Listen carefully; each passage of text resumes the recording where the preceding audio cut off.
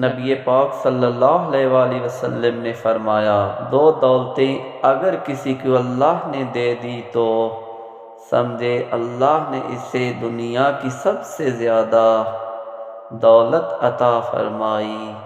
یا رسول اللہ صلی اللہ علیہ وآلہ وسلم وہ دولت کون سی ہے؟ نبی پاک صلی اللہ علیہ وآلہ وسلم فرماتے ہیں، دو قسم کا سرمایہ جس کو ملا اس کو کائنات کی ہر نعمت مل گئی۔ حضور صلی اللہ علیہ وآلہ وسلم نے فرمایا، میں اپنے غلاموں کو نصیحت کرتا ہوں، یہ دو دولتیں ایسی ہیں جو اللہ جل جلالہ سے مانگا کریں، یہ مل گئیں تو تمہیں ہر شے مل گئی۔ یا رسول اللہ کون کون سی چیزیں ہیں؟